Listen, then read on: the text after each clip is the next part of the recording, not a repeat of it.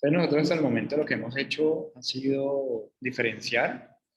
Bueno, ¿me escuchan bien ahí? ¿O tienen algún inconveniente? Sí, Se profe, sí escucha escucha bien. bien. Perfecto. Entonces, nosotros el día de ayer habíamos planteado, es que el día de ayer, estaba pensando porque el día de ayer había problemas, no me escuchaban bien. Entonces, bueno, nosotros habíamos en clase anterior y en las sesiones anteriores, nosotros hemos hablado acerca de dos elementos importantes. Uno, la diferenciación entre psicoorientación y psicoeducación, y respecto a eso hemos revisado y retroalimentado las propuestas distintas de intervención que han formulado.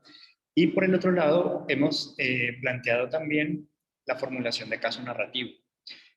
Cada una de ellas ha tenido la finalidad de que nosotros, en últimas, entendamos nuestro lugar. Es decir, la herramienta de formulación de caso narrativo nos sirve para nosotros entender el lugar desde el cual la persona se está posicionando ante la situación que esté atravesando y entonces yo cómo me articulo ante esa necesidad. Esa es una primera herramienta. Ahora, una vez que yo ya sé cómo me tengo que posicionar, porque entiendo cómo se está posicionando el otro ante su situación personal, los discursos por los que se está viendo formado, construido, los elementos que ha olvidado, todo lo que habíamos hablado, entonces yo puedo empezar a pensar cuál es mi papel desde una herramienta psicoeducativa. Entonces la herramienta psicoeducativa se nos convierte a nosotros en un aspecto de formulación de suerte de puente entre la situación en la que se encuentra el paciente y el punto al cual nosotros lo queremos llevar en la intervención. Ahora, esa es una formulación que parte del paciente. Eso está muy bien, que es lo que hemos practicado hasta ahora.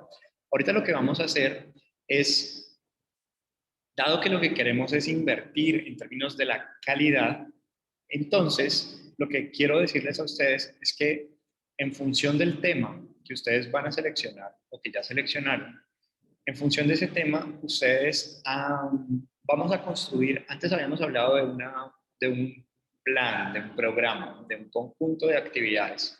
Vamos a priorizar una sola actividad. ¿Eso qué significa? Que como lo que queremos es realmente poder monitorear cómo estamos formulando eh, la propuesta de intervención, vamos a hacer una propuesta de intervención focalizada en una sola actividad. ¿Eso qué significa? Que nosotros, a partir del tema que hayamos seleccionado, vamos a revisar últimos 3 años de literatura sobre ese tema.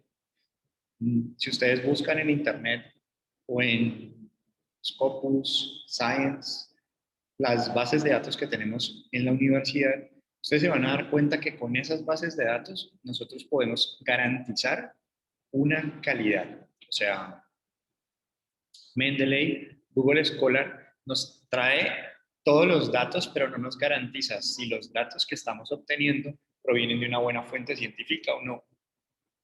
Para evitar el error, entonces nosotros solo vamos a consumir, vamos a leer de bases de datos que estén indexadas, es decir, reconocidas por un equipo editorial. Entonces, en ese sentido, tendríamos Scopus, Science, PubMed, Web of Science como alternativas. Algunos de ustedes dirán, profe, pues yo conozco ProQuest, yo conozco EBSCO. Bueno, está bien. Listo, si eso es lo que tú quieres manejar, está bien, no hay problema. Pero vamos a tratar de utilizar las que habíamos mencionado anteriormente.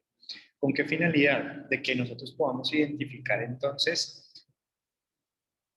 yo puedo decir que con mi paciente, con la persona con la que estoy trabajando, yo identifico que lo que tengo que trabajar, supongamos, es un mejoramiento de la comunicación. ¿Listo? Porque es un paciente con autismo. Entonces yo lo que quiero es ayudarle a que tenga favorecer, facilitar mejores herramientas comunicativas. ¿Vale? Entonces, ¿qué es lo que voy a hacer a continuación? Yo lo que debería empezar a pensar es que, y esto es un elemento que a veces se nos pasa por alto y que quisiera como que lo inculcáramos dentro de nuestra práctica cotidiana. Es decir, yo puedo ser el profesor, Pero si yo estoy haciendo una valoración y sospecho que mi paciente tiene esquizofrenia, yo no voy a tratar a mi paciente con esquizofrenia o a confirmar el diagnóstico de esquizofrenia sin antes yo no haberme metido, por lo menos de manera responsable, a leer lo más reciente que hay sobre esquizofrenia. Con eso, yo que estoy garantizándome a mí como persona que hace evaluaciones y que es psicólogo, me estoy garantizando un buen nombre. Me estoy garantizando que lo que yo vaya a realizar o vaya a diagnosticar realmente es lo que yo pienso que es. Es decir, que lo que quiero que inculquen dentro de su práctica cotidiana y que me gustaría que formara parte de ustedes es que no se queden solamente con la clase o con las lecturas que tomaron o el diplomado que cursaron o lo que hicieron o el doctorado que ya obtuvieron, sino que tengan esa práctica cotidiana de que cuando estén valorando a una persona y estén creyendo que ese es el posible trastorno, el posible diagnóstico, que leamos por lo menos 3 años atrás o lo más reciente posible sobre ese diagnóstico para que nosotros podamos, primero, saber si lo que estamos diciendo todavía sigue vigente, si el criterio que yo estaba utilizando para inclinarme por uno o por otro diagnóstico continúa vigente y lo más importante, lo que tiene que ver con el pronóstico, es decir, lo que podemos hacer. ¿Podemos hacer algo o no podemos hacer nada? La psicoeducación se adscribe a lo que podemos hacer. O sea, nos pegamos, por decirlo así, de la esperanza. ¿La esperanza en términos de qué? En términos de la posibilidad, la probabilidad de notar mejorías en el paciente. Por lo tanto, focalizar nuestro tiempo, focalizar nuestros recursos en torno a aquello que sí depende o podemos nosotros lograr, que está en nuestras manos hacer, sería lo más indicado. En ese sentido, si yo me propongo un mejoramiento de habilidades comunicativas con niños autistas, yo lo primero que debería de mirar, de revisar en la literatura científica, es si eso es posible, ¿vale? ¿Por qué? Porque yo puedo formularme una propuesta y decirle a los papás de ese niño que va a venir a trabajar conmigo en mejoramiento de habilidades comunicativas, pero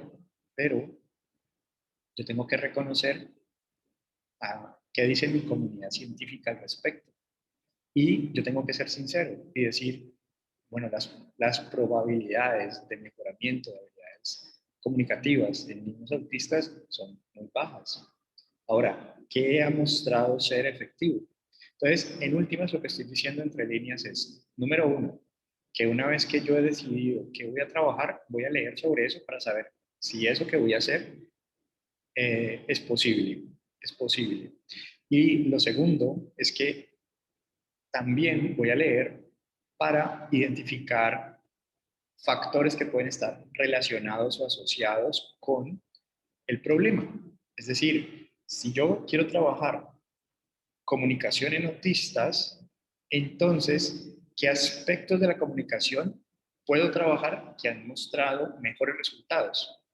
Yo no me voy a poner a ir en contra de la corriente científica. Es decir, si la corriente científica me dice que la comunicación no verbal es lo que se puede trabajar con autistas, pues entonces vamos a trabajar en comunicación no verbal, ¿vale? ¿Para qué? Para que efectivamente yo pueda mostrar resultados, para que yo pueda no sentirme que no está funcionando lo que estoy haciendo.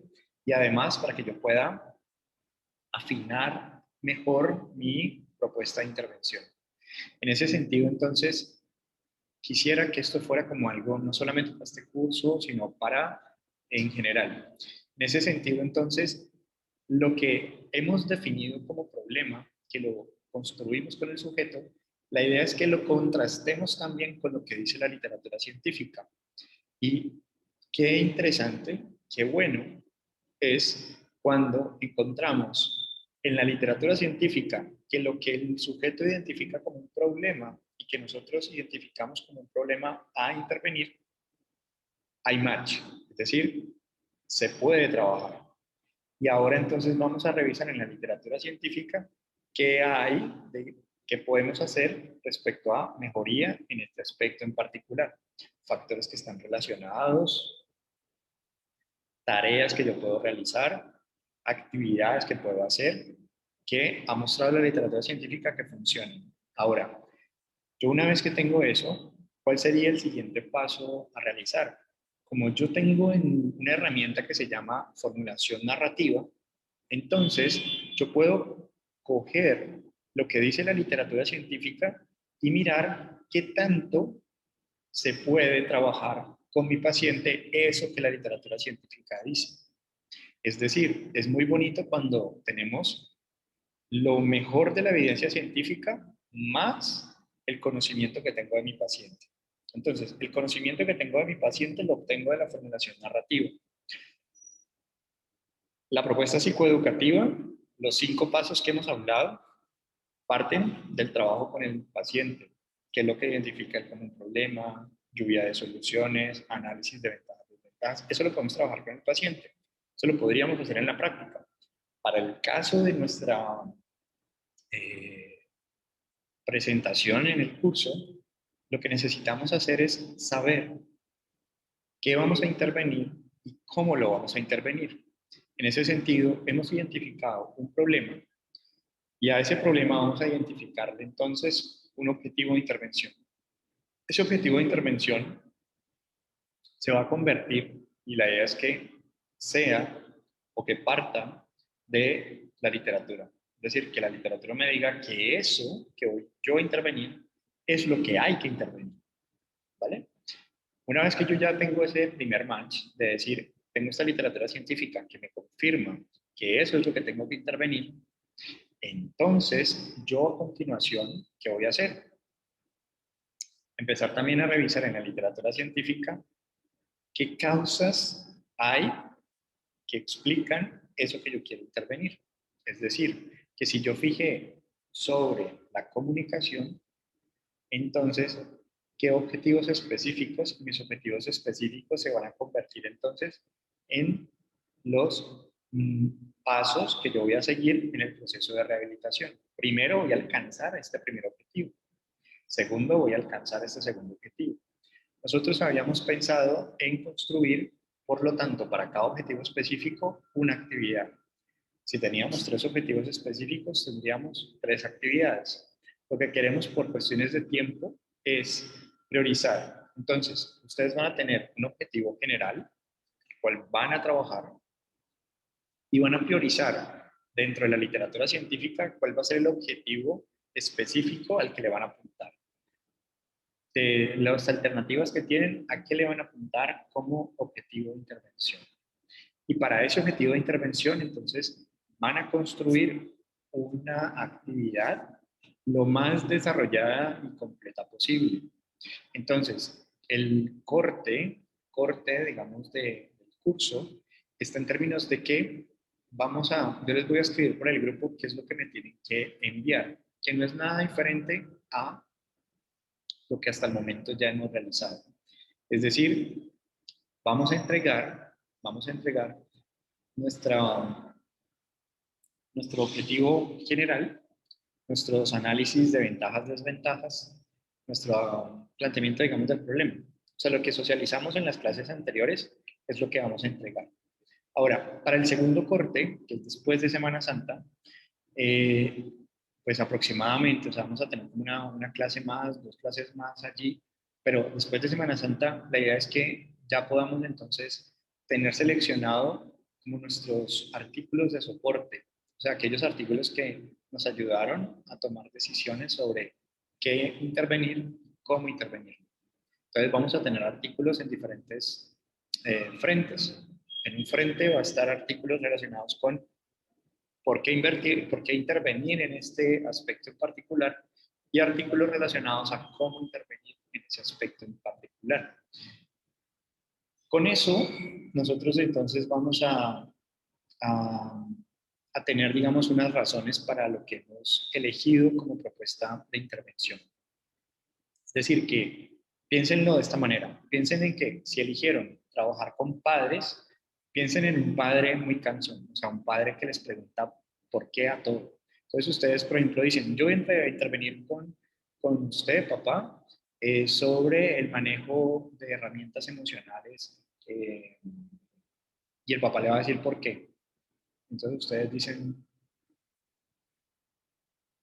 según la literatura científica, es importante trabajar en habilidades emocionales en casos de, ¿vale?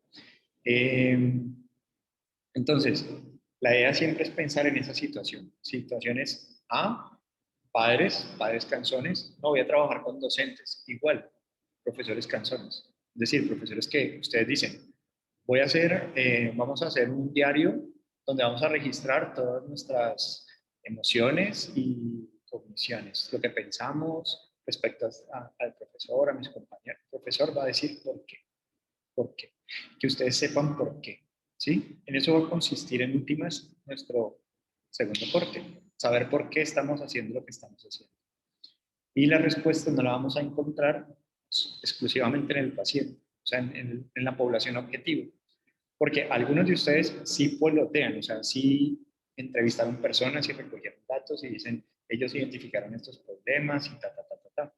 Pero la gran mayoría de nosotros, inclusive aquellos que tienen paciente y que entrevistaron pacientes y que recogieron datos, inclusive ellos también deben hacerlo bajo la premisa de que cuando contestamos, la respuesta no solamente será porque el paciente lo dice, sino también porque es la mejor evidencia que tenemos disponible y por eso lo vamos a abordar de esa manera, intervenir sobre ese aspecto en particular y de esta forma. Eso nos va a dar a nosotros también tranquilidad. ¿En qué sentido?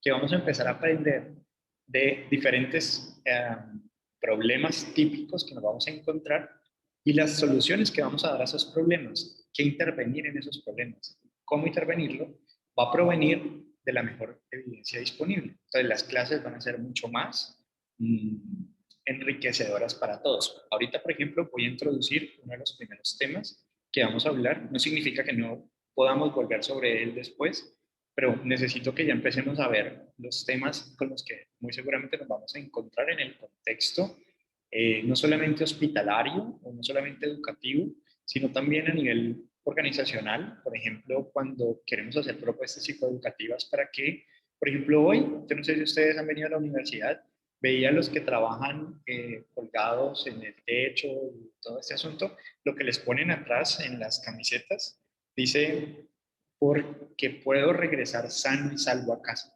¿no? Yo me cuido porque puedo volver sano y salvo a casa. ¿Eso qué significa? Que hay accidentes laborales, que hay entonces una propuesta psicoeducativa que se enmarca en un eslogan de volver sano y salvo a casa, pero eso no, esa es una de las acciones. ¿Qué otras acciones nosotros podríamos tomar para disminuir el porcentaje de accidentes laborales en una institución?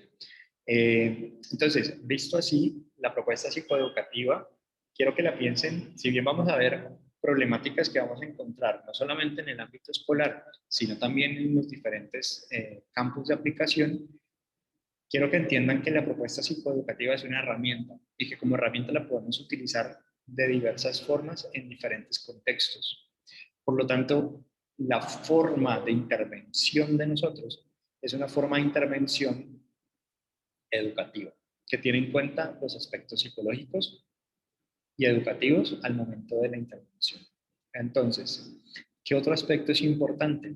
Que la formulación psicoeducativa esté en consonancia, esté en coherencia con mi enfoque clínico. ¿Por qué? Porque inevitablemente, si yo elegí un enfoque, o sea, yo me siento a gusto con el enfoque cognitivo-conductual, o yo me siento a gusto con el enfoque psicoanalítico, o el enfoque que hayan elegido, en esa elección aparece una manera de ver el mundo, una manera muy particular de ver el mundo, de entender las decisiones que toman las personas. Por ende, la propuesta psicoeducativa debería de estar en consonancia con esa manera de yo ver el mundo. ¿Para qué? Si yo tengo un enfoque psicoanalítico, yo no debería de poner una propuesta psicoeducativa que utilice castigos, refuerzos positivos, ¿sí? Me sentiría un poco como en contravía de la manera en que concibo el mundo. Entonces, dentro de este marco, si bien nos hemos focalizado en propuestas psicoeducativas, me gustaría que también tuvieran en cuenta la coherencia epistemológica de su enfoque. Por lo tanto, hay propuestas psicoeducativas psicoanalíticas o de corte psicoanalítico. Y hay propuestas psicoeducativas de corte Gestalt o enfoque centrado en la persona o cognitivo-conductual. Entonces, visto así, ustedes podrán decir, bueno, yo me encontré estos artículos de investigación con corte psicoanalítico porque mi forma de ver el mundo es psicoanalítica y por lo tanto entonces mi manera de intervenir es psicoanalítica. ¿Listo? Entonces, visto así, no diría, estaríamos diciendo que llamamos a la coherencia en términos de que no nos sintamos confundidos respecto a cómo intervenimos. Entonces, ustedes tienen un niño que está deprimido. Desde una perspectiva psicoeducativa, hay procesos que podemos adelantar para ayudar al niño a sentirse mejor. Pero eso no significa que yo como psicólogo pues, tenga una formación de un enfoque clínico particular y entonces, ¿cómo voy a abordar la depresión de este niño desde mi enfoque clínico? Para que no haya disonancia con la propuesta psicoeducativa que yo quiera implementar con el aula de clases, en el aula de clases, con el grupo de pares, ¿vale? Pues visto así, estamos diciendo, como en resumidas cuentas, 3 puntos como principales. Entonces, para que lo tengan en mente. Vamos a buscar artículos de investigación que soporten lo que yo voy a intervenir y la forma en que lo voy a intervenir, en esencia. ¿Dónde los voy a buscar? En bases de datos que están reconocidas dentro de la universidad. O sea, ustedes ingresan a la biblioteca y en biblioteca les dan unas alternativas de bases de datos. Esas son las que vamos a usar. Ahora, vamos a revisar artículos lo más reciente posible respecto al tema, para que no estemos dudando de si esto continúa vigente o no. Y posterior a eso, entonces, ¿qué vamos a pensar? Vamos a pensar en términos ya de definir claramente, es decir, nosotros retroalimentamos unos objetivos y generales específicos, hicimos todo ese proceso, pero eso lo hicimos prácticamente en un escenario de lo que creemos que nos vamos a encontrar, hipotéticamente lo que nosotros pensamos que va a pasar, ¿vale? Ahora lo que queremos hacer es contrastar lo que construimos con lo que la literatura nos dice. Y lo que entonces va a terminar depurándose es que vamos a afinar los objetivos. O sea, vamos a decir, bueno, yo me había propuesto trabajar esto, pero en la literatura científica eso no es lo importante. Eso que yo quería trabajar no es lo importante. Lo más importante para trabajar en esta problemática en particular es esto. Por lo tanto, vamos a darle a eso. ¿Listo? Y para trabajar eso, necesito trabajar en estos elementos, que pueden ser, para entenderlo un poco mejor, causas del problema. Es decir, que si yo quiero trabajar en mejoramiento de la comunicación, lo que yo pongo en mis objetivos específicos es lo que la literatura científica me dice que es una posible causa del problema. Es una posible causa de por qué hay dificultades en la comunicación. Y por lo tanto, entonces, sobre qué aspectos nos debemos de focalizar. Entonces, cuando ustedes empiezan a leer esos artículos, la idea es que los empiecen a leer con miras a la escritura. Es decir, leer para escribir. ¿Qué significa leer para escribir? Que nosotros cuando escribimos debemos tener una idea en mente, que es lo que queremos comunicar. Entonces, ustedes tienen definido una población, que puede ser padres de familia. Ese padre necesita que se le aclare por qué vas a trabajar en ese aspecto que definiste, la comunicación, la autoestima, ¿vale? Y por qué en la autoestima o en la comunicación vas a intervenir sobre este aspecto. Eso es necesario que yo lo sepa, tener claro por qué lo voy a hacer. Ahora, ¿cómo lo voy a hacer? Entonces, voy a empezar a buscar artículos para intervenir en mejoramiento de la comunicación, para intervenir en autoestima, ¿vale? ¿Eso qué significa? Que podríamos plantearlo como si este proceso estuviera como en dos etapas. Una primera etapa en la que voy a leer sobre mi tema de interés, artículos lo más recientes posibles, para identificar problemas típicos que se pueden presentar dentro de este fenómeno de interés. Y una vez allí, por ende, casi que lo que estaríamos diciendo un poco es que artículos que hablan sobre factores de riesgo nos estarían hablando un poco de posibles causas de por qué se está presentando el fenómeno. Entonces, factores de riesgo eh, en, en autismo, sí, entonces yo diría, bueno, ¿qué es lo que debería trabajar en autismo? Podría leer un artículo que me hable de factores de riesgo, pero en el fondo vamos a leer sobre nuestro tema, en que hay algo en el chat. Ah, listo, bienvenida Natalia. Entonces, ¿qué estamos diciendo acá? Nosotros nos vamos a volver unos muy buenos expertos en aprender a aprender. ¿Eso qué significa? Que nosotros vamos a empezar a pensar por nuestra cuenta. Tenemos un tema, pero no sabemos qué intervenir en ese tema, ¿vale? No sabemos, o sea, estamos perdidos.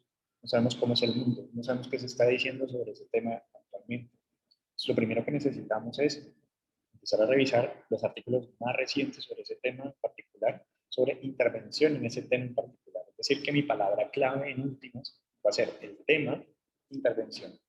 El tema con la palabra intervención. ¿Eso qué significa? Que si lo fuéramos a escribir en términos de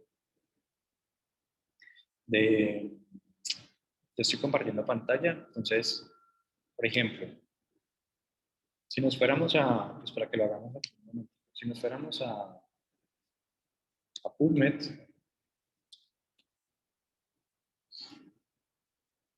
entonces en búsqueda avanzada nosotros podemos aquí decirle que nos busque exclusivamente en título y resumen, y la primera palabra clave que voy a usar va a ser mi tema, pero el tema que yo tengo, depresión, ansiedad, dislexia, ¿vale?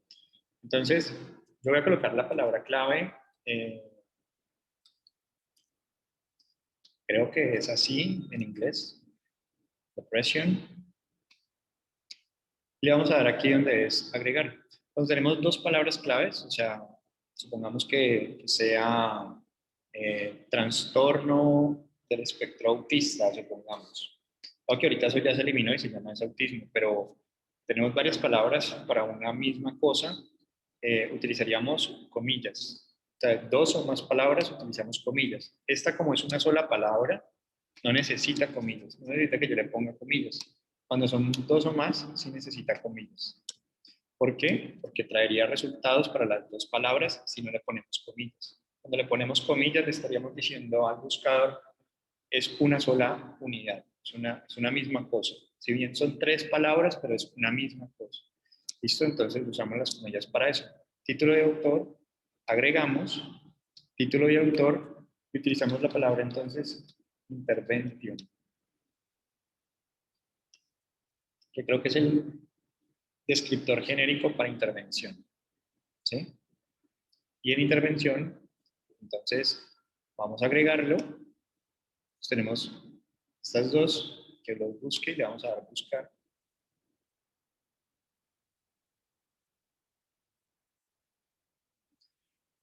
Bueno, y entonces empiezan a aparecer un conjunto de resultados. ¿Listo? Un conjunto de resultados. Lo siguiente que podemos hacer para eliminar los resultados, cuando yo quiero saber muy bien el efecto que tiene una intervención sobre una variable de resultado, o sea, un resultado tangible para la salud, mejoró la depresión de esta forma, de esta otra, de esta otra, de esta otra, gracias a dosis de tanta cantidad de tratamiento. O sea, 3 sesiones de 5 minutos con psicólogo. No sé, por poner un ejemplo. Si yo quiero eso, entonces lo que vamos a agregarle a, a nuestra búsqueda sería que lo hiciéramos,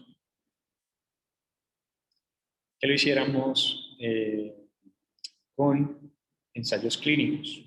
Entonces, los ensayos clínicos nos permiten comprender mejor los efectos que tiene algo sobre algo. ¿Sí? ¿Listo? Entonces, podríamos filtrar nuestros resultados por ensayos clínicos y como complemento también podríamos utilizar revisiones sistemáticas y metaanálisis, porque la revisión sistemática, pues en últimas también tiene dentro de su pregunta una variable resultado, o sea, revisión sistemática de intervenciones en depresión. Entonces voy a tener una revisión de un montón de artículos sintetizados en un solo artículo, donde nos dicen qué hacer para que se obtenga un resultado en particular. En ese orden de ideas, en PubMed tenemos esta posibilidad de hacerlo así. En otras bases de datos podríamos agregar la palabra. O sea, podríamos agregar, por ejemplo, and, y agregarle allí esto que tenemos acá, Systematic Review. ¿Para qué? Para que quede la búsqueda de esto y esto en revisiones sistemáticas exclusivamente. ¿Sí? Por ejemplo, aquí, en últimas, entonces, ¿qué es lo que estamos diciendo? Que vamos a empezar a buscar el problema nuestro y la intervención que ha funcionado, que ha mostrado como relevancia. Para optimizar resultados, podemos buscar revisiones sistemáticas, podemos buscar ensayos clínicos controlados, aleatorizados, que es esta que está acá.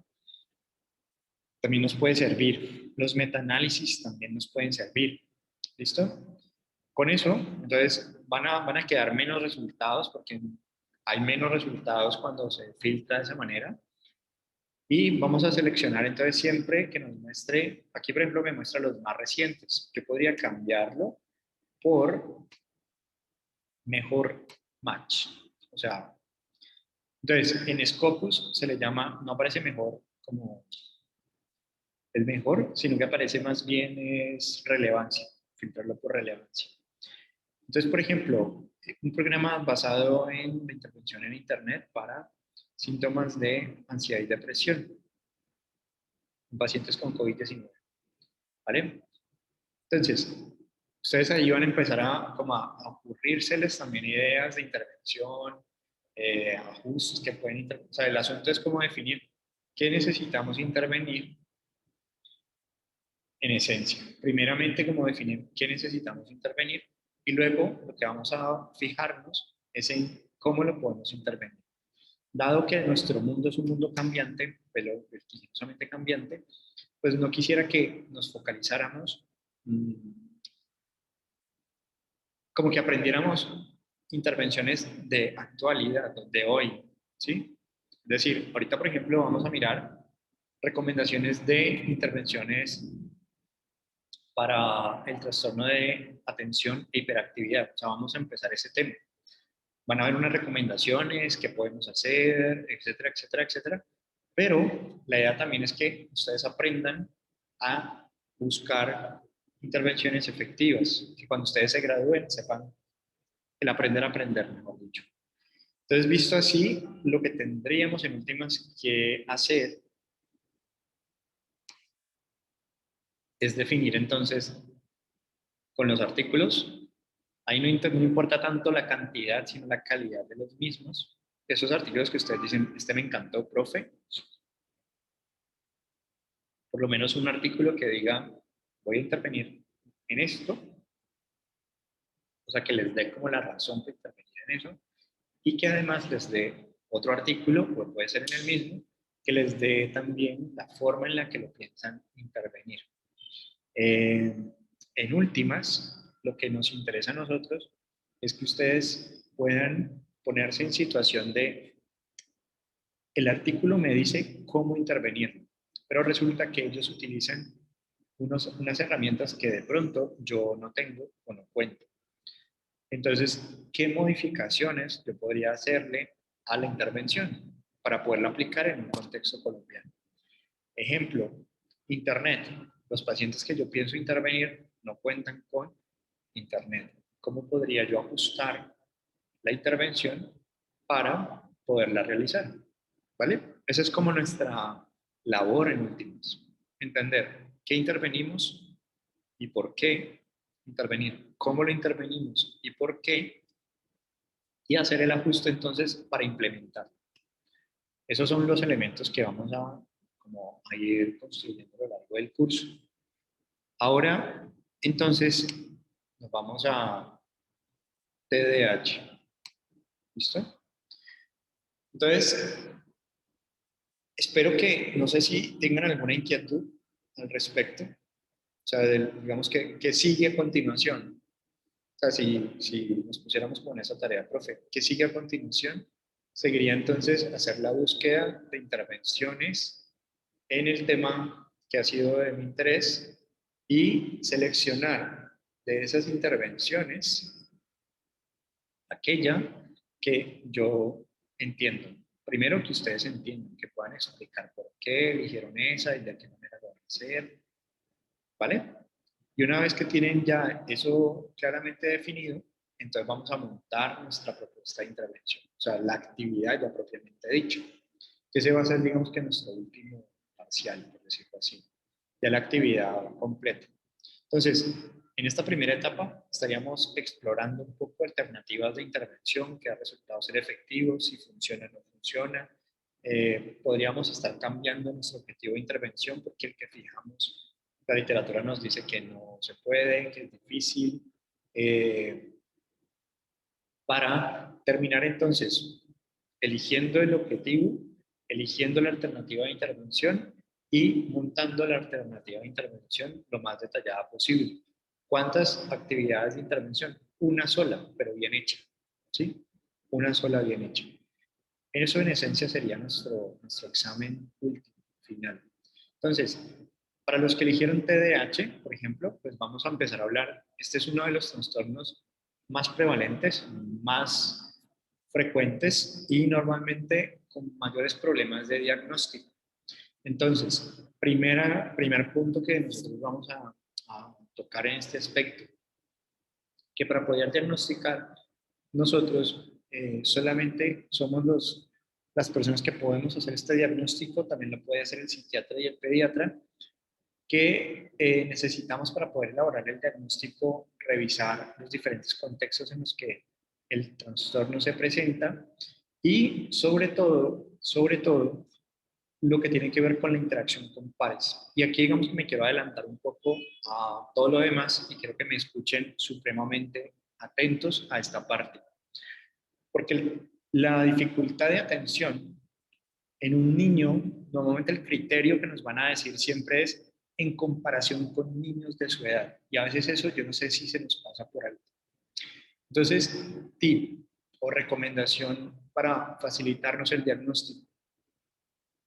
Observen niños de la edad del niño que ustedes creen que tiene una dificultad de atención. Observen niños de la misma edad que del niño que ustedes creen que tiene hiperactividad. En ese sentido, ¿cómo juzgamos nosotros que el niño se comporta diferente a un niño de su edad? Si yo pongo como punto de referencia una comunidad donde hay niños que mantienen en la calle o una comunidad de niños vulnerables donde se la pasan, no respetan nunca la norma, no respetan nunca al adulto, esas personas, esos niños en particular, se van a convertir en un punto de referencia para yo juzgar si el niño proviene de esa misma comunidad, de ese mismo contexto, entonces pues el niño se comporta igual a los niños de su edad, por lo tanto no tiene dificultad atencional, ¿vale? Pero si lo corroboramos con niños de la misma comunidad y se ve un mayor desorden atencional que niños de su misma comunidad, de su misma edad, o un desorden de hiperactividad, pues entonces diríamos que hay la probable presencia de ese diagnóstico. ¿Listo? Entonces, a veces eso se nos olvida. Por lo tanto, el diagnóstico nosotros no lo podemos hacer en una sesión de consulta. Nosotros tendríamos que hacerlo observando el aula de clase, deberíamos hacerlo en el salón de recreo, deberíamos de verlo en el parque, o sea, en la interacción con niños de su edad. ¿Listo? Por lo tanto, este trastorno pues, tiene desafíos. ¿Por qué? Porque se presenta junto con otros trastornos. Ahorita vamos a mirar entonces que este trastorno en particular tiene unos como se presenta al mismo tiempo que los trastornos del aprendizaje. Los trastornos del aprendizaje entendido como la imposibilidad, la dificultad para leer, escribir o calcular, que sería leer, dislexia, escribir disgrafía y calcular discalculia. Dentro de los trastornos del aprendizaje, entonces, si sabemos que no tiene una discapacidad intelectual, un trastorno del desarrollo intelectual, entonces diríamos, si no puede leer, no puede escribir o no puede calcular, que tiene un trastorno del aprendizaje. En el TDAH se puede presentar de forma concomitante al mismo tiempo que se presente un trastorno del aprendizaje, junto con el TDAH. Además, también se puede presentar problemas de comportamiento.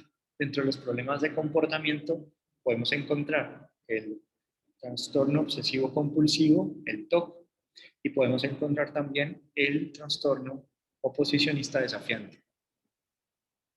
Ahorita vamos a mirar cada uno de ellos un poco pues como más al detalle, pero como para que nos vayamos haciendo como una idea. Las problemáticas con pares significa que normalmente cuando le preguntamos a un grupo de niños normales sobre la percepción que tienen sobre niños diagnosticados con TDAH, normalmente los niños normales perciben a los niños con TDAH como niños entrometidos, niños que no esperan su turno, niños impulsivos, niños con los cuales yo no quiero jugar, ¿vale? En ese sentido hay muchas problemáticas con pares. Son niños que son entonces aislados y normalmente este aislamiento, este estigma un poco relacionado a no se sabe regular, no sabe esperar, es muy entrometido, no espera su turno, en la conversación mete la cuchara, metido, mejor dicho, cursa entonces con que los niños con TDAH puedan desarrollar entonces un trastorno de ansiedad y de depresión. Eh, Dentro de los trastornos de ansiedad y depresión, ahorita vamos a pues, mirarlo un poco con más calma, pero diríamos, es esta tristeza y desesperanza por lo que me pasa, por lo que me va a pasar. Y también los niños con TDAH tienen mayor riesgo de lesiones. ¿Por qué? Porque la impulsividad pueden omitir riesgos. Los que son padres, tíos, que han cuidado niños pequeños, normalmente lo que uno hace cuando llega a un lugar es revisar posibles o potenciales riesgos y eliminarlos, disminuirlos. Entonces, que si veo una punta, voy a colocar una almohada, voy a poner una silla, voy a eliminar el riesgo, tratar de disminuirlo. Las personas con TDAH, digamos que están más propensas al riesgo de lesión por la impulsividad y la no detección entonces de riesgos. De todas formas, vamos a mirar estos con mayor detalle. Entonces, empezamos por los problemas comportamentales. El trastorno posicionista desafiante empieza antes de los 8 años de edad normalmente y lo que nos es característico es de que se presenta normalmente siempre con las personas que lo cuidan. Es decir, que el oposicionista desafiante aparece es con el cuidador principal del niño, típicamente. Por lo tanto, es ese nuestro foco, digamos, de observación. Enojarse con frecuencia, enojarse por cualquier cosa, culpar a otros, no asumir, digamos, mi propia responsabilidad por mi enojo, son, digamos, característicos del trastorno oposicionista desafiante. Deliberadamente discuten con los adultos respecto a las normas, a las reglas que se ponen de parte del adulto y se niegan deliberadamente a cumplirlas. Es decir, que el oposicionista desafiante, en términos de oponerse a la norma, desafía la norma, la discute, la cuestiona y no la sigue. También quieren vengarse, son vengativos cuando alguien les causa daño eh, o los frustran, tienden entonces a querer entonces vengarse. Es decir, el resentimiento, no sueltan lo que les haya pasado, lo traen nuevamente a colación y deliberadamente también quieren molestar a otros, quieren lastimar a otros y, como decíamos, molestarse de una forma rápida. La culpa normalmente no se asume como propia, sino que se responsabiliza a otros por su mala conducta. En ese sentido, entonces, tendríamos a los TOC. Los trastornos de conducta, podríamos encontrarnos aquí, entonces, básicamente, que estaría el TOC principalmente. El hecho de yo no seguir las normas, no seguir entonces lo que socialmente es aceptado, es prácticamente como si lo social no fuera relevante para esta persona. Y en ese sentido, entonces, todo lo que nosotros valorábamos, como llegar temprano a clase, ir a la universidad cuando uno puede ir a la universidad, pues se deja de lado, uno se escapa, no va a clase, eh, llega más tarde de la hora que se fue permitida. Eh, Puede llegar a ser cruel con animales o con otras personas, o sea, hay un uso deliberado de dolor, se quiere causar dolor en los trastornos de conducta. Mentir, robar deliberadamente se hace a propósito, queremos causar daño. En ese orden de ideas, entonces los trastornos de conducta uno podría pensar como el que más le cuadra con esta forma es el trastorno antisocial de personalidad, ¿cierto? Que será un trastorno de conducta. Dentro de el TDAH, diríamos que el análisis que hacemos lo hacemos sobre la conducta y lo hacemos sobre la cognición. Normalmente, en un TDAH, normalmente no estamos pensando mucho en las emociones, casi que no pensamos mucho, pero muchas veces se presenta trastornos del estado del ánimo en el TDAH. ¿Qué tratamientos existen para las problemáticas de comportamiento? Es necesario que nosotros evaluemos completamente la, la conducta de la persona que tenemos delante. ¿Por qué? Porque en relación al resultado de esa evaluación, si yo tengo solo una entrevista, quizás necesito una evaluación mucho más completa en el sentido de contar con valoraciones interdisciplinarias que me ayuden entonces a entender un poco mejor qué es lo que necesita el paciente.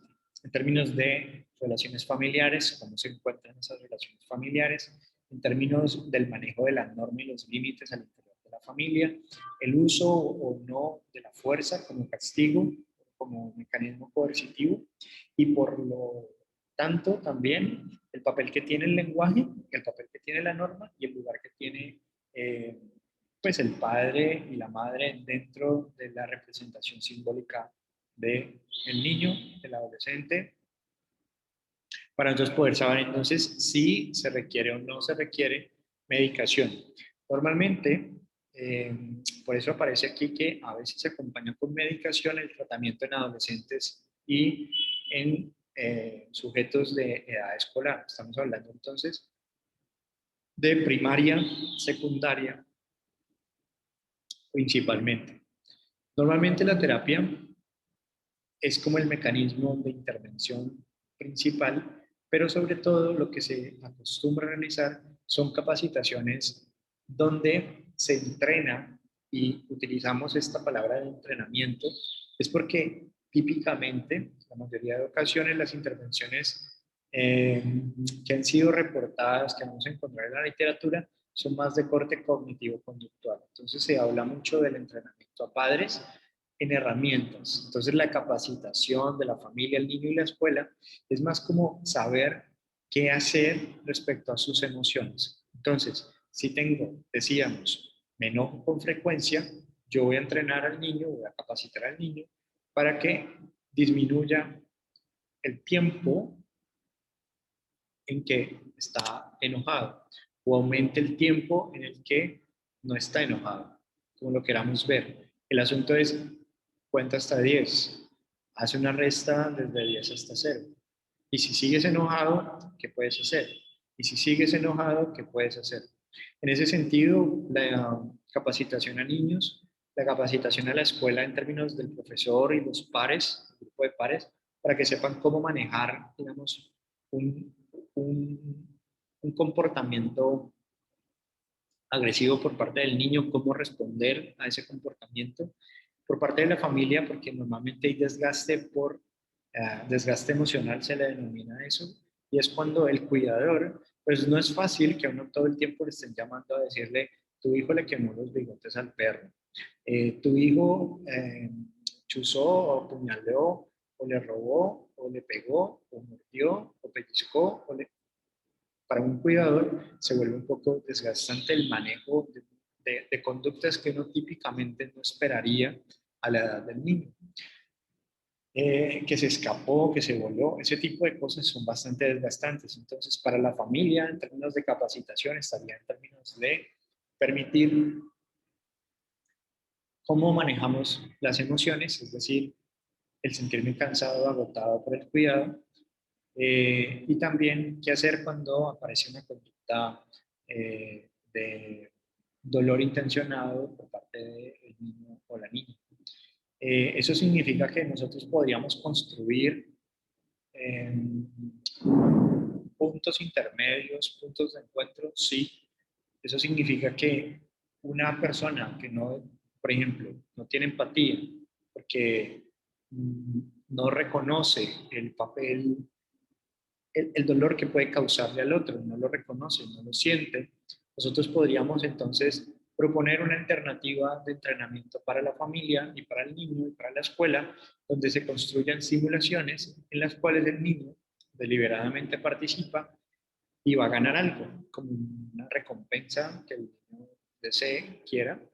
Y en ese sentido, entonces, proponerle al niño que gane sin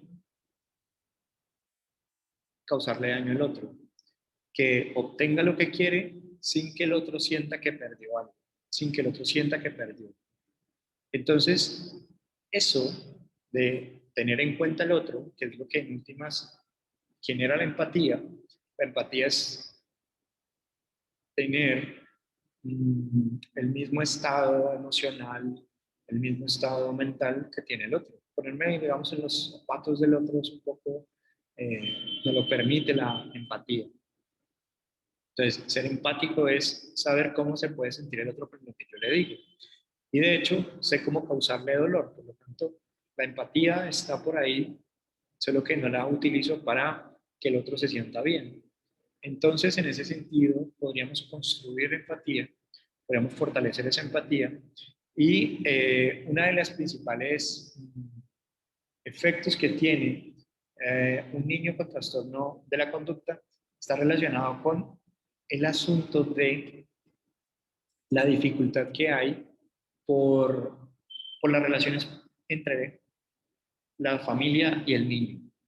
¿Por qué? Porque, como mencionábamos ahorita, el desgaste que representa para el cuidador no es sencillo de manejar. Entonces, fortalecer las relaciones padre-hijo, que el niño aprenda a manifestar sus emociones de aversión, de ira, de una manera adecuada, y que el padre aprenda a modular las expresiones afectivas de su hijo de forma adecuada, pues permite que la relación padre-hijo también pueda mejorar.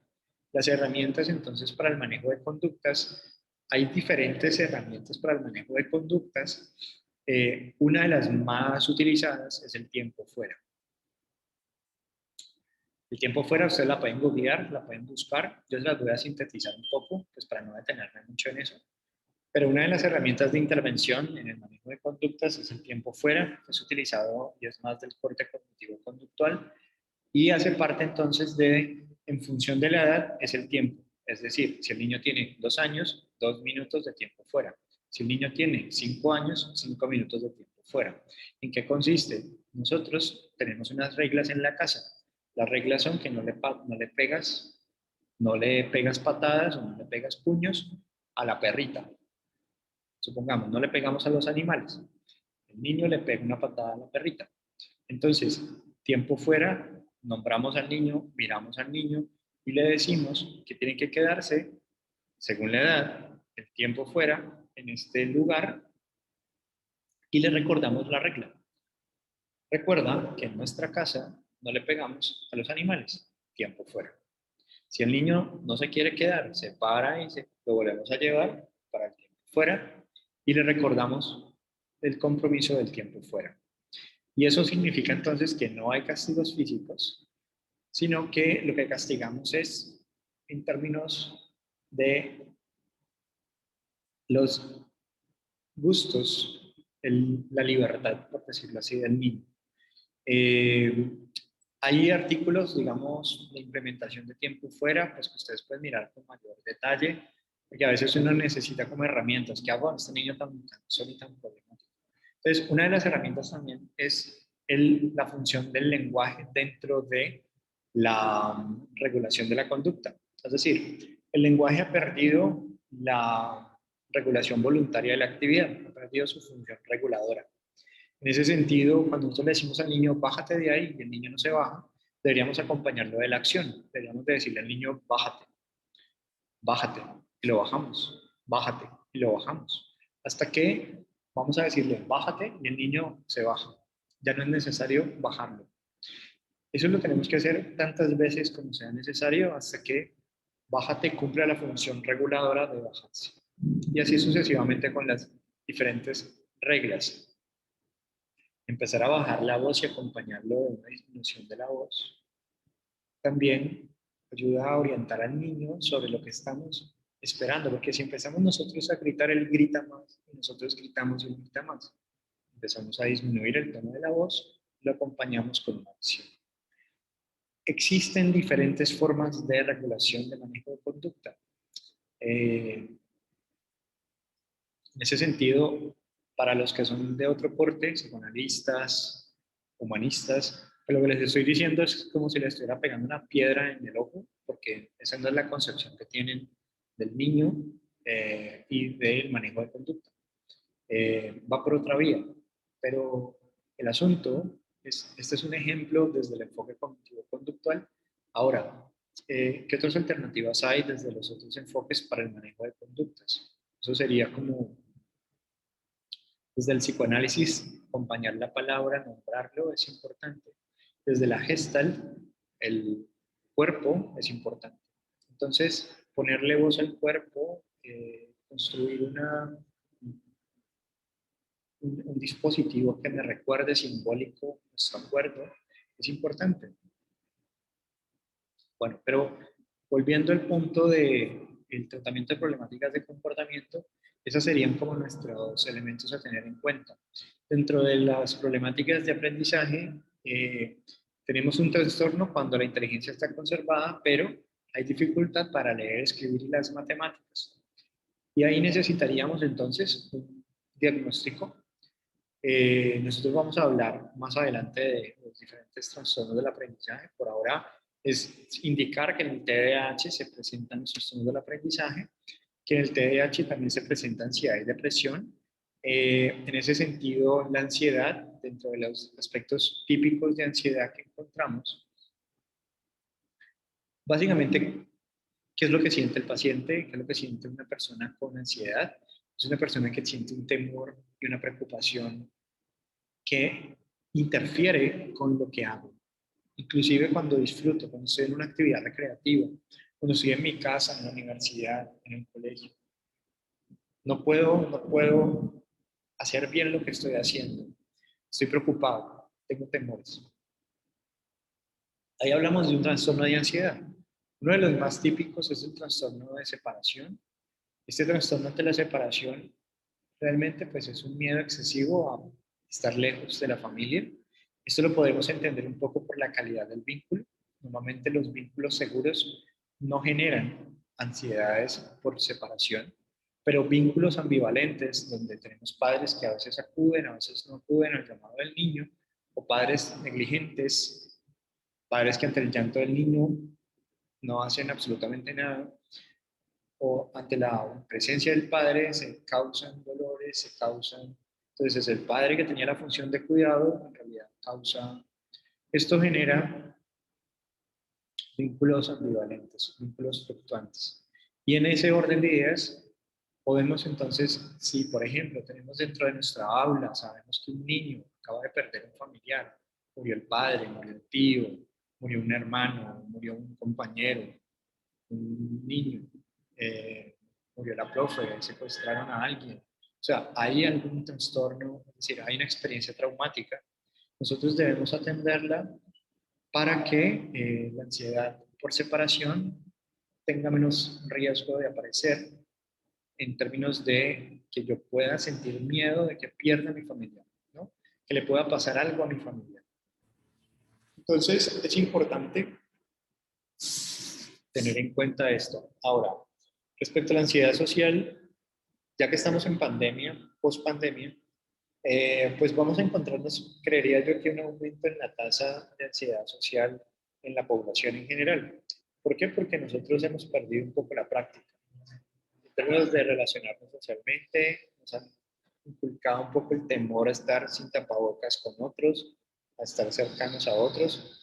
Y creo que esto nos va a generar a nosotros ansiedades sociales. Estar con otros, a conocer nuevas personas, puede generarnos dificultades. También podemos encontrar ansiedad general, donde tenemos una excesiva preocupación por el futuro, por qué cosas que, mejor dicho, siempre estamos muy pesimistas, muy de que lo peor nos puede pasar. O sea, voy para clase y me imagino que el profesor no va a ir, o me imagino que va a llover durísimo y se va a caer la universidad, no sé, o se va a ir la luz y cosas así. En ese sentido, también tenemos depresión. La depresión la entenderíamos más como una tristeza profunda, una desesperanza, que causa exactamente lo mismo. No nos desempeñamos bien en ningún escenario de nuestra vida. Nos está afectando pues nuestro funcionamiento. Nos sentimos tristes o desesperanzados de una parte del tiempo.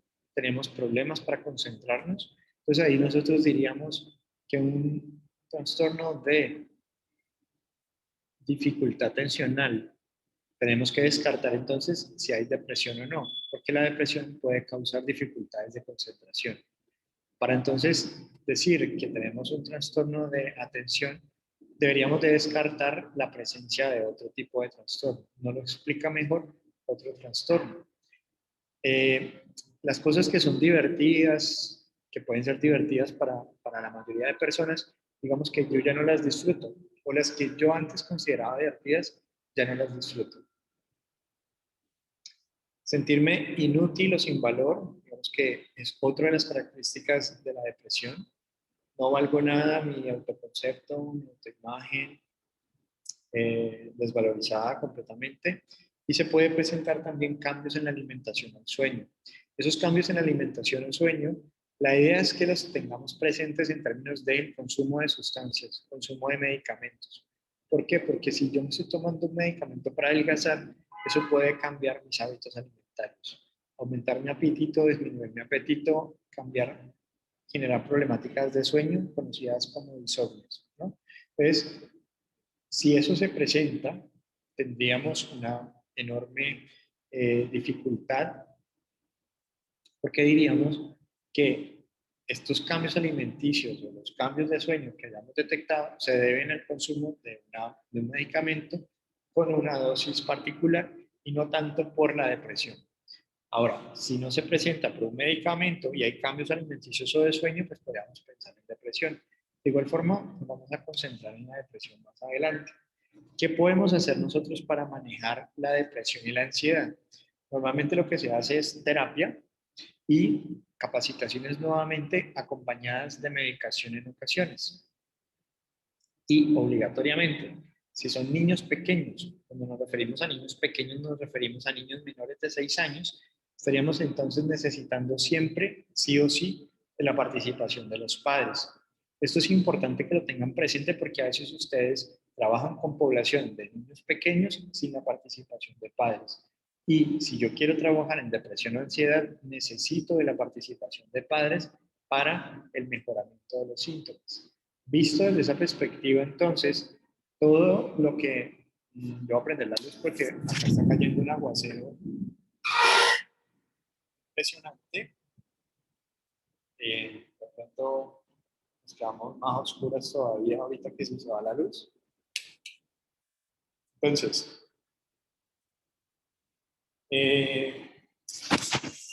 les decía, como para cambiar un poquito del panorama. No, eso se resbala. Les decía que dentro de la participación de padres es obligatorio. Por eso, perdón, por eso cuando ustedes hacen valoraciones de niños, o sea, tienen como paciente un niño, la idea es que siempre empiecen por los padres. O sea, la primera sesión sea con padres. Voy a atender a un adolescente, igual, padres. Porque normalmente apunta hacia el padre la interacción, la razón del motivo de consulta. Pero en el caso de los niños es obligatorio, digamos, la participación del padre en la recuperación del niño. Se presentan también relaciones difíciles con pares, y estas relaciones difíciles con pares se presentan principalmente porque los niños, cuando se relacionan de forma social, uno diría, claro, esto que tenemos en negrita ahí, no está muy claro por qué, pero si le echamos cascumen al asunto, si lo pensamos, diríamos que tiene sentido que si yo soy impulsivo, hiperactivo, me muevo en exceso, no me puedo quedar quieto, difícilmente podamos jugar un juego de mesa, que me vean como alguien entrometido, alguien que realmente no espera su turno, me salto el otro, me importa cinco el otro, y realmente pues no es eso. O que reaccione de forma agresiva sin considerar al otro por la misma situación de la dificultad que estoy presentando, de impulsividad, hiperactividad. O sea que yo quería darte una caricia, pero terminé por la misma impulsividad o hiperactividad dándote un golpe. No era mi intención, entonces voy a ser un poco leído como agresivo. En ese sentido, entonces, es importante entender que las relaciones difíciles con pares se deben principalmente como a estas situaciones de la imposibilidad que tengo para esperar mi turno, y las relaciones sociales dependen en la medida que nos turnemos los turnos, que cuando yo esté hablando, luego sigues tú y ahora me toca a mí, luego tú, ¿vale? Para que yo sienta que tú me estás escuchando, en el fondo. Ahora, los niños que presentan estas dificultades sociales normalmente terminan con trastornos de ansiedad, porque a nivel social, la ansiedad social, de que hablábamos ahora un poco, o sea, relacionarme con otros me cuesta, que me vean, me cuesta, estar con otros me cuesta. Entonces, puedo desarrollar trastornos de ansiedad y puedo desarrollar un trastorno de ansiedad generalizada pensando que lo peor me puede pasar. Puedo tener cambios de conducta, cambios de humor, abusar de sustancias psicoactivas y presentar conductas delictivas también durante la adolescencia. ¿Por qué podría presentarse esto? Esas conductas delictivas. Porque la misma impulsividad, la misma hiperactividad hace que yo no vea o no note, tome malas decisiones. Es decir, no note el error, no note el riesgo que puede tener a largo plazo la conducta actual, porque lo que quiero es placer, quiero el gusto, quiero la plata, quiero la satisfacción inmediata. Ese orden de ideas también podríamos encontrarnos con que si hay hiperactividad e impulsividad, difícilmente yo entiendo qué es lo que tengo que hacer en clase, difícilmente puedo seguir la instrucción del profesor, y más si es un profesor que habla pausado, lento y así como medio aburrido, pues entonces voy a generalmente estar prefiriendo ausentarme de clases, ausente de clases, y generando en consecuencia una alteración de malas compañías. O sea, voy a terminar entonces en conductas delictivas, porque gran parte de nuestra sociedad funciona sobre la base de tener un título que nos permita trabajar, sea que yo barra y trapee o lo que haga, como normalmente nos piden bachillerato pues para tener un algo mínimo. Entonces, si no tengo esa alternativa porque no pude continuar mi formación por la misma dificultad que me causa, que se me va a descargar esto.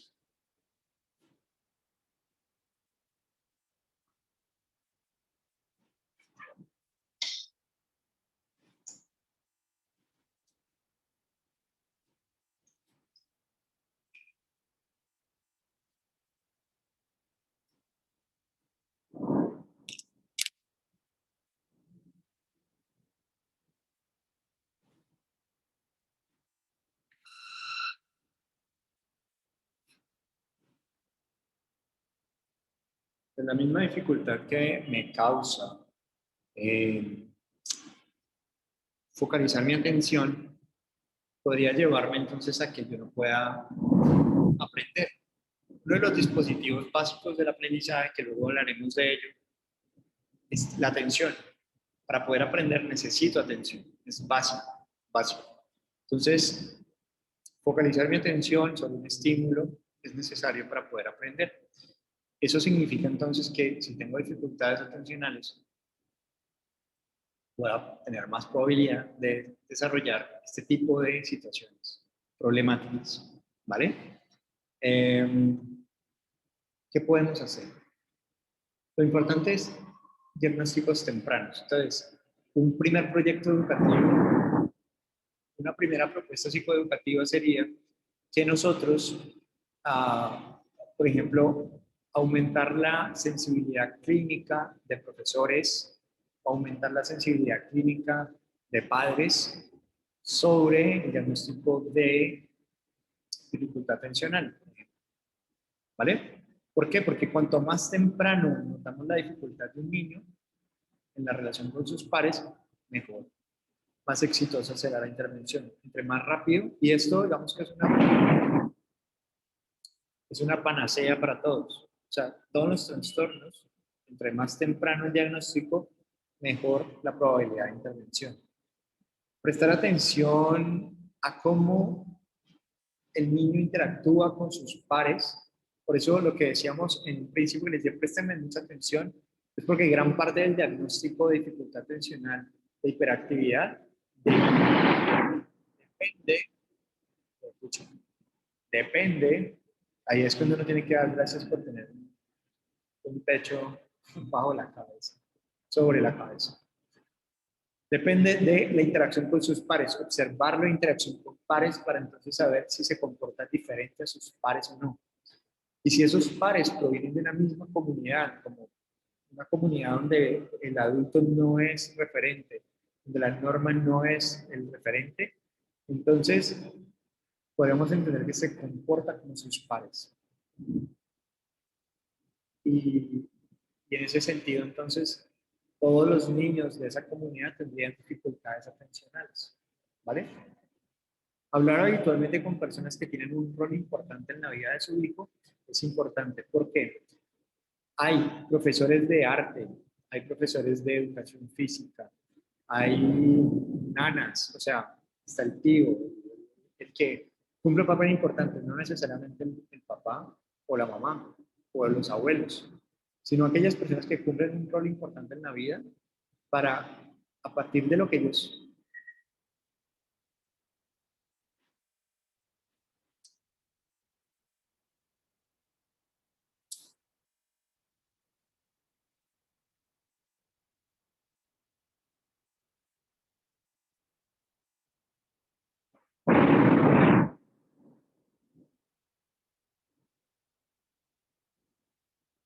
¿verdad? Es que no sé si sigo conectado o no. Ah, ¿ustedes me siguen Sí, escuchando? profe. Ah, mira, ven, se fue la energía, pero sigue el internet. Ah, re bien, re bien. Pero el problema, ¿saben cuál es? Que aparte yo miro si se me descarga mi compu. Ah, no, sí, no tengo forma de... Esperemos que... Ah, regresó. Entonces, les decía que... Se volvió ahí. Bueno, les decía que preguntarle al referente se convierte como en un aspecto clave porque nos ayuda a que él nos diga realmente cómo ve al niño. Y también esa persona clave se nos puede convertir en una herramienta de intervención. O sea, el otro como puente, el otro que le entrenamos para que le diga al niño cómo organizar su atención, cómo regularse cuando está un poco hiperactivo. Por eso también una de las claves en términos de eso es que nosotros podamos eh, observar al niño posterior, o sea, posterior al recreo, posterior al descanso, posterior a una actividad física. ¿Por qué? Porque a veces hay niños que tienen mucha energía, ¿no? Muy inquietos, y después de que corren, juegan y demás, botan esa energía y los podemos observar. Y en ese entorno controlado, por decirlo así, decimos, bueno, este era el niño antes del recreo, este es el niño después del recreo. Sigue sin poder regularse, sigue sin poder controlar su actividad. Y esa es una de las preguntas que nosotros necesitamos contestar. Eh, Voy a apagar la cámara a ver si me dura un poquito más la batería, pero muchachos, yo creo que los voy a invitar a que vean el video del lunes, que ahí yo termino este tema, porque todavía nos falta un poquito, pero les voy a compartir lo que tengo hasta acá. En cualquier momento